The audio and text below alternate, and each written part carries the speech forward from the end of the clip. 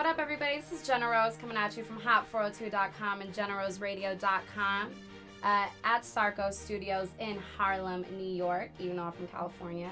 So it's gotta be in Harlem. And you know who I'm with, who loves Harlem and lives in Harlem himself, the one and only IMMORTAL TECHNIQUE. What's up? What up? Here he is. Harlem, baby, we here. All right, cool. So we're just going to talk about, break it down how you came into this business. I know you started coming up out of the game, with not a lot of help. And I know you're inspirational because of that. What was the biggest struggle for you coming in the game with, not a lot of help from a record label, getting your music out there? I think that when we talk about artistry that isn't industry funded, there's a differentiation between, or rather a distinction that needs to be made between not having help from the industry and not having help from your friends and your family and stuff like that. I think that the people around me in my life that surrounded me were incredibly helpful and important.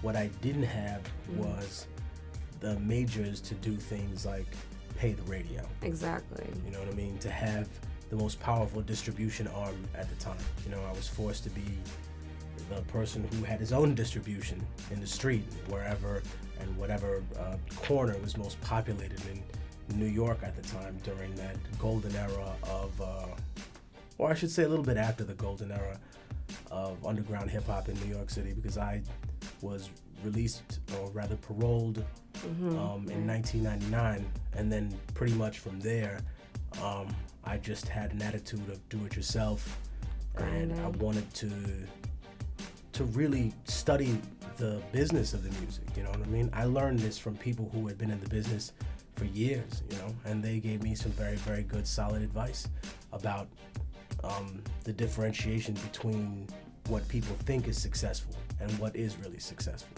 And you sold so many records. Like, you sold over almost $200,000, 200,000 copies of your. It's about between 200,000 and $250,000, somewhere between there. And that's amazing. Like, it's not bad.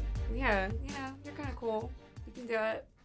And I have a question actually about one of the songs, Bin Laden with Mos Def. Do you still believe that Bush knocked down the towers? Well, it's funny. I've gotten this question. I know. I just had to say it. You know what I mean? Times. I have to see your approach. The song came to me with the hook already finished. Oh, really? Yeah. So you just said it one day. I didn't create it. I take responsibility for what my music puts out there. Right. But at the same time, the verses were just missing. They were the only piece missing in the song. So when I got it, Green Lantern said to me, yo, I'm gonna put the most controversial shit on the hook. You say the most controversial things you can. So while I sit here and on Volume 2, on Revolutionary Volume 2, I clearly made the distinction that, and just so conservatives don't take it to heart, I don't think Bush did it because he isn't that smart.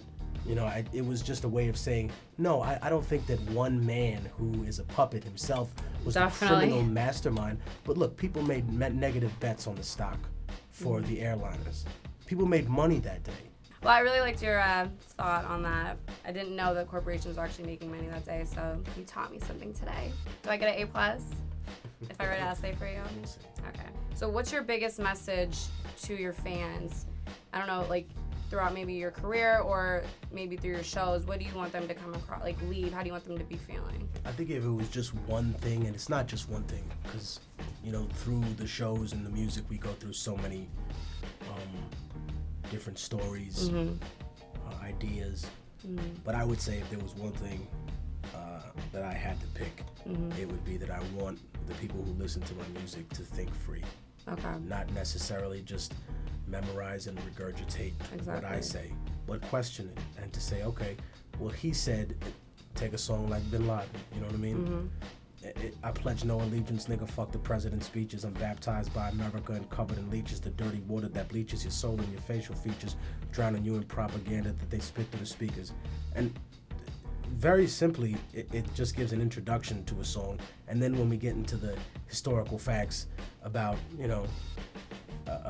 Saddam Hussein's chemical weapons program while he was an ally of the United States. Right.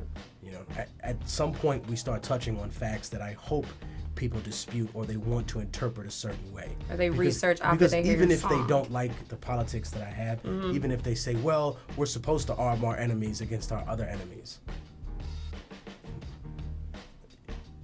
You know, now you're moving your pieces where I want you to move. Right. Preach, Immortal Technique. No, I'm just you are a little preacher. No, I'm really not though. I don't have anything to say to people who don't want to listen. You know what I mean? You know, I wanted to know, why do you give your CD out for free? Like, why does that mean so much to you to have your fan base be allowed? And even in the beginning of The Martyr, you say, you better burn this, you know, for everybody you know to get the message out. So what's your opinion behind that? I had an interesting conversation, I remember at the Latin Rap Conference with Tony Touch about this a long time ago. Okay. And we had a difference of opinion, but we had the same idea. Okay. That in the end, when you have a budget involved and you're doing things of the traditional record label way where you have to pay them back at an astounding rate. You know, even if you have like 20 points, you are getting 20% of the net, and then whatever expenses are accrued towards whatever you had to do in terms of production or anything else to get the album or whatever done comes out of that 20%, not out of the gross. To me, it wasn't so much the fact that I was thumbing my nose at everybody. It was just a logical choice for me to say, hey, if I need to get my music out there to people, why not give it to them absolutely for free? I think that I'm good enough as a performer and as an artist that if they like it and they agree with what I have to say, or even if they're curious, right, exactly, and say, oh, okay, well, he's got skills. It's not because I rap about revolution that makes me popular. It's because I do it with a conceptuality, with an updated flow that people have seen me perfect over or heard me perfect over the course of years. It wasn't like I just popped out as Middle Passage, Martyr, Immortal Technique. I went through several stages. Right. Revolutionary Volume 1, where I didn't even write half of those tracks to the beats that were there, only because I wrote a lot of them while I was incarcerated. And there's no studio in jail. Exactly. Or at least the one that I was in. So I would just say, to give a complete answer, that, you know, it's not just about burning music. They want to hear a message and pass it on to other people. And I made The Martyr specifically for that reason, so that I wouldn't have to worry about any other extracurricular factors coming out with an album, that I could give it to people and it would hold them off until I finally got the Middle Passage done. And also the movie, which comes out in June, July. Oh, cool. What's the movie about? The documentary is called The Revolution of Immortal Technique. Wow. It's with Ice-T, KRS-One, Chuck D, Woody Harrelson, Cornel West, just people that are a part of hip-hop and people that may not be a part of hip-hop but that use their celebrity for activism and to promote good causes that, you know, I have the benefit of befriending somehow in my travels, and have given me really good advice about balancing that world of entertainment, industry, success, finance, human rights. So, you know, I feel fortunate to do that, and it's good because it's a life story, but at the same time, it's a story about artistic freedom and about some kind of redemption for a kid that was really just wildly off course. Exactly. And now, you know, it doesn't come just with that 1 hour-long movie, but it also has like 3 hours of DVD extras. Wow. In Colombia, Afghanistan, Norway, just all around the world. So, I mean, it's wonderful. All right, so again, this is in Sarco Studios in Harlem. I'm so happy Immortal Technique is here with me, and I really appreciate you coming out, Immortal. Thank you very much. The album will be out hopefully in fall. Okay. The movie in July, and then for anyone that might be watching that's in Europe, we'll be on tour middle of April. Okay. All the dates are on viperrecords.com. We start Portugal, Switzerland, Holland, Denmark, Sweden, Norway, Finland. Okay, really? Home. Jesus. When you live the life of a musician or entertainer, what you're really living is a time traveler's life. Right. You know what I mean? Time Copyrighted. traveler? The time traveler's life. That's exactly what it is. Because to you, it's only been a few days or time goes by like that. But to everybody else. But to everyone else, it's been like gone. 2 months. You know, and there's some girl that you've been talking to. You haven't seen her in a year, and all of a sudden you see her again. It's just been that time pregnant. since that time. Right, but it's not your baby. You know what I mean? I'm saying, we have problems right now. That's what I'm saying. I don't know why you do niggas like that, Jenna. Not yet, boo-boo. Not yet. No.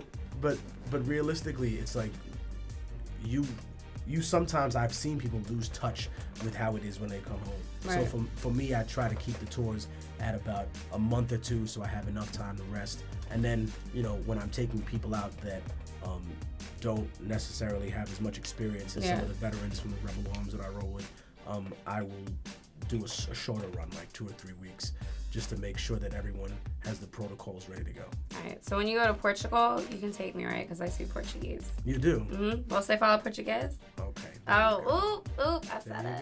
There you go. All right, so he didn't know I was so multi-talented, but thank you so much. This is Jenna-Rose from Hot 402 and JennaRoseRadio.com. I'm so happy Immortal Technique was here with me today, and I can't wait to show you guys all the footage. Peace.